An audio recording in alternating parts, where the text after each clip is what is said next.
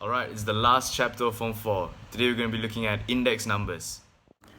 Okay, so for index numbers, we're going to be only looking into two things, very simple stuff. Number one are the basics of index numbers, so we'll just see how we find like the price index or quantity index in any situation. And then we're also going to be looking into composite index. So that's basically like a combo of multiple price or quantity index in one index itself. Alright, so the basics of index number. So index numbers are actually written with this formula. So we usually write the index number as I, and then we have the base here at the bottom, and then the specific here at the top. So I'll just say like 2001 and year 2000. So it will equal to the quantity at the year 2001, or maybe the price at 2001, over the quantity in the year 2000 or the price in the year 2000, okay? And then you have to times it by 100, alright? So basically, it's just the specific time over the base time, alright? And then you got your index numbers. So let's look at a question so we understand how this works. So basically, given here, the price index of a watch in the year 2009 with 2006 as the base year was 130. This means that, okay, so we got to write it down. That means the price index. So index of year 2009 with base 2006 equals to 130. Okay, so I'm just going to write it like that first. And always remember, the base here is always smaller. So the number below is always smaller. So we know that index is 130, the price index is 130, and then they tell us in the year 2006, the watch, the watch costs RM 420. So that means I can write 2006, it equals to 420, and then they ask us to find 2009. So if I put this back into the formula, that means index 130 equals to the the price in the year 2009 over 420, which is the price in 2006, times 100. So basically, this is just like algebra manipulation. You want to find you want to find the price in 2009, so you make price in 2009 the subject. Alright, so then you just multiply plus and divide, so it's going to be like 130 times 420 over 100, and from there you will actually get the answer, RM 546. I recommend not to forget the units, so make sure it's in your money unit, or it's in units, for quantity. But this is basically how price index works. Alright, so another version where they can ask the questions for index numbers are in this form. So basically, they give you the index for multiple different days, for multiple different times. So it's like a different specific time and a different base time as well. So like if we can see here, we already see like the first column is like when it's like 2010 with base 2005, and the second one is year 2012 with base 2005, and then the third one is like 2012 with base 2010. Okay, so basically they will ask you to find what is X, what is Y. So what is the index value at that specific year? So basically there's actually a method to find this without like usually in this case they don't tell you what is in 2005, what is in 2010, what is in 2012. So basically from the index itself you can actually find the values. For example, so let's say I wanted to find X, right? To find index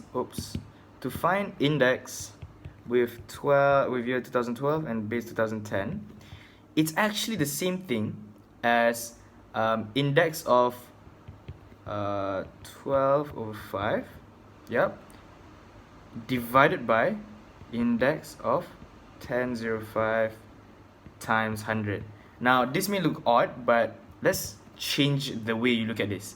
So think of it as I1205 over I1005 times 100. So this is almost exactly like the index formula, right? Where it's quantity in a specific year over the base quantity time. Because if we look at this, 05 and 05, like we think of it as its own fraction, right? So 0505 will actually cross each other out, right? So what's left is 12. All right, what's left is 12 and 10. So basically, these two are like changing itself into I1210 over here. But just like the index formula, you have to multiply it by 100.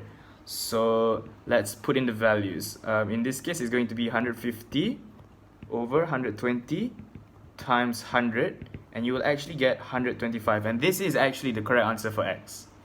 Alright, so x equals to 125.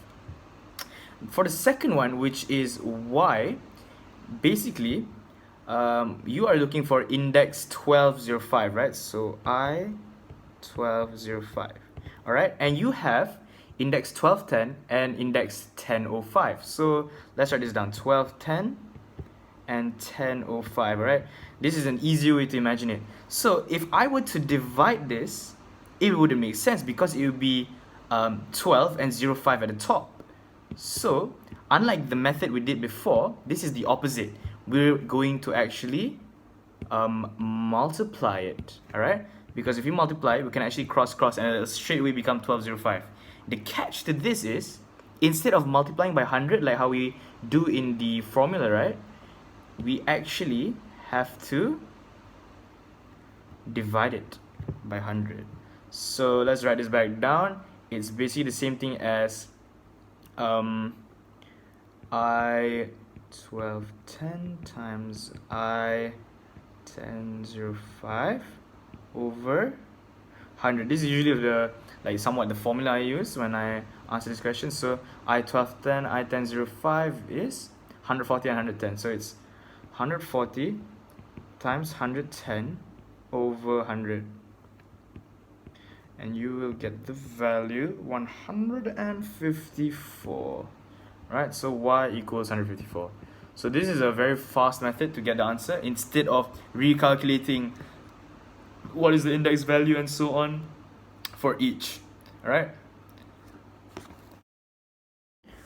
so the last one we're going to be looking at is composite index. So like I said just now, composite index is basically index, but it's like an index for a totaling of something. So let's say like the cost of multiple baking goods. So basically the composite index for the total cost of making let's say a donut would consist of the price index for flour, sugar, eggs, basically something like that. So the formula for composite index is, alright, so composite index is written like this, right? It's I with a line on top will equal to the E symbol index times weightage over sum of weightage. Yeah, the E means sum of. So basically it is the sum of price index or quantity index times the weightage over the sum of weightage. So the easiest way to answer these questions is by using a table. Alright, so you got to use a table. I recommend something like this. So basically you start with 3 lines.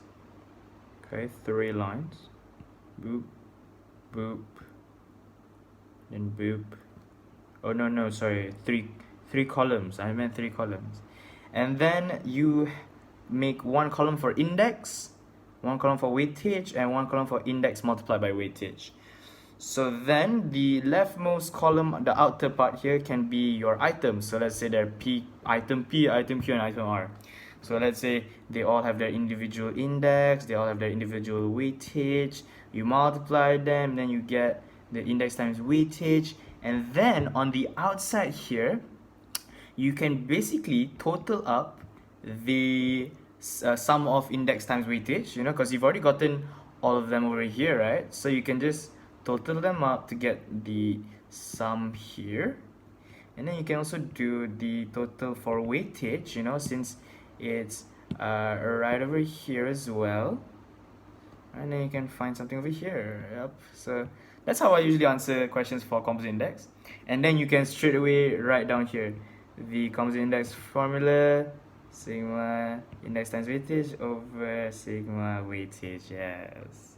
Very simple. So basically this table is actually really useful because sometimes what happens is that they will actually give you a weightage as an unknown. So let's say the weightage is x, or they give you the index as an unknown, so let's say y, and basically they will already tell you the composite index, so you will have to furthermore break it down, you know. They will usually give you like, let's say that you're finding the unknown of x and y, right? They will usually give you the like maybe the total weightage, the total weightage, you know, and then you just have to find the other x and y values. But the thing is, weightage, sometimes they intentionally don't give you the weightage and they want you to figure it out, but it's not an unknown either. Now this is specifically true when it comes to pie charts, all right, pie charts, and also percentages. Because let's say they give you 3 items, right, x, y, z, and then they say x is 20% and then z is 40%.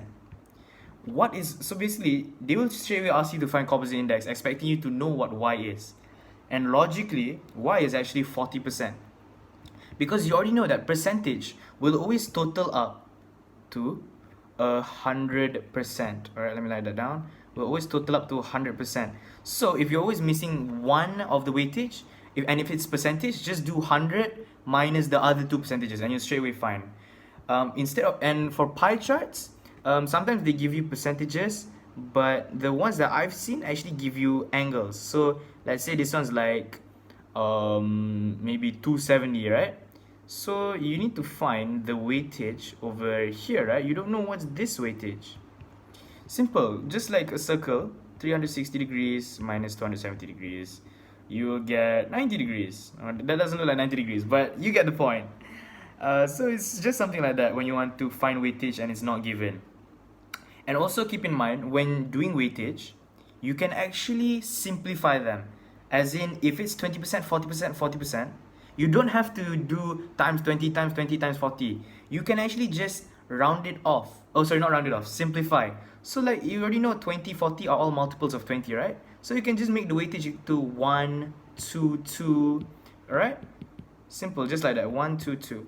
And then for the 90, 270, multiples of 90, right? So this can be 3, this can be 1. Simple. So let's look at an example question. So find the composite index of year 2009, 2007. So simple, make your own table first. So I'm going to do oh no, you gotta find individual indexes. I'm kind of lazy, so I'm just gonna look at the answers. But basically, from this question, you can actually find all the individual indexes.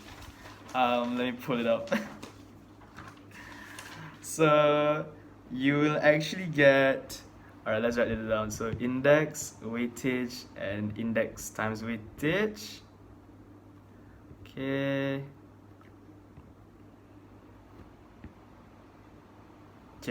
So they give you electricity, they give you education, they give you transport, and they give you food, right? So the price index for all of them, alright, because I want to be quick on this, you'll actually get 135, you'll get 120, you'll get 110, and also 145, okay?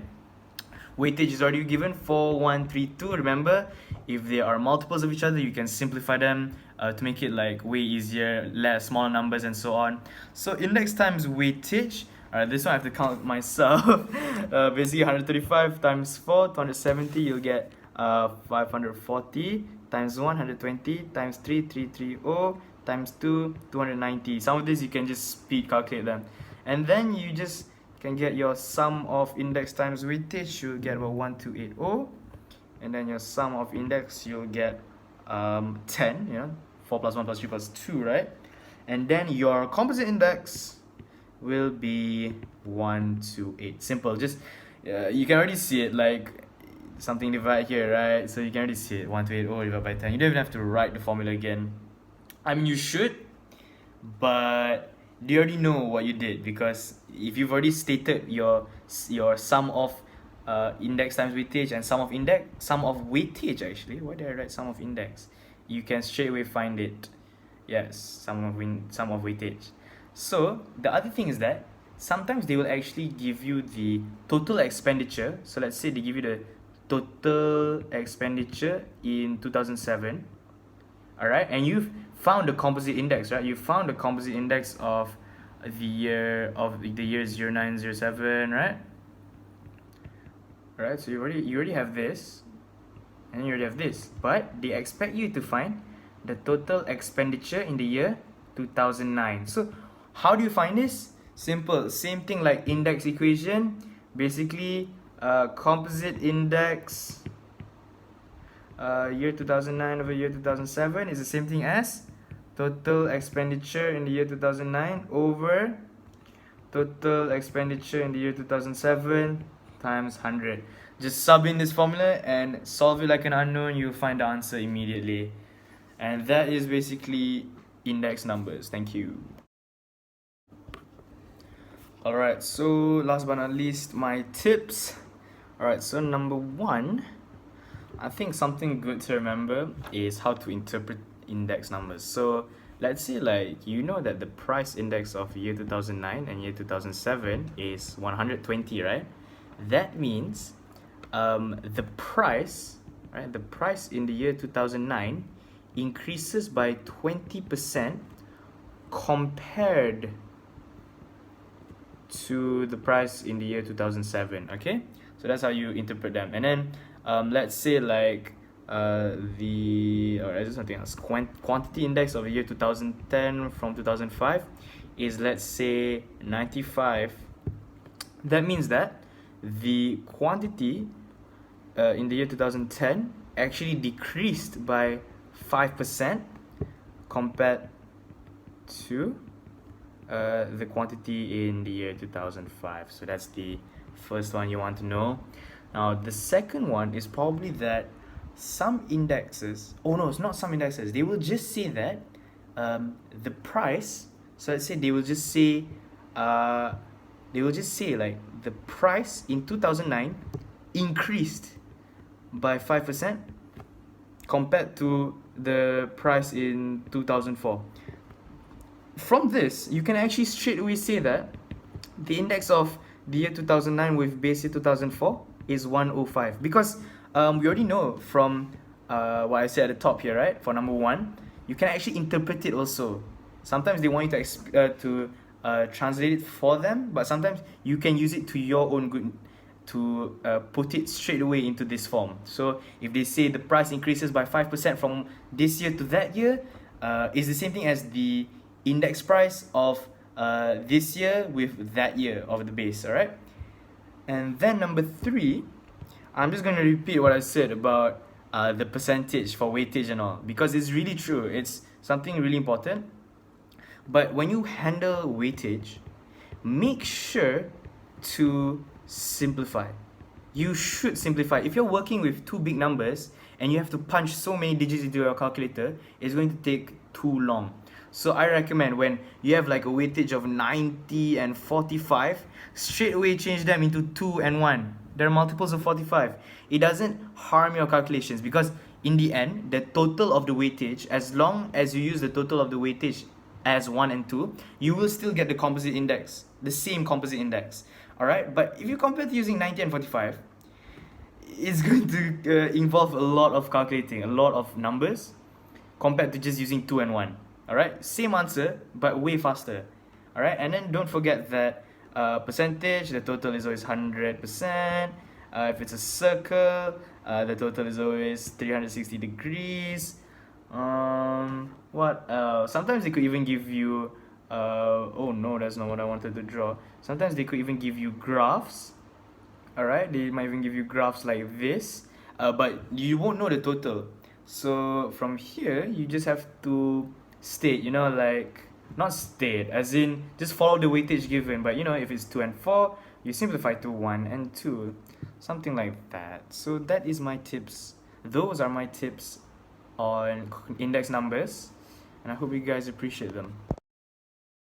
Alright, thanks for watching, guys. Hope you enjoyed the series.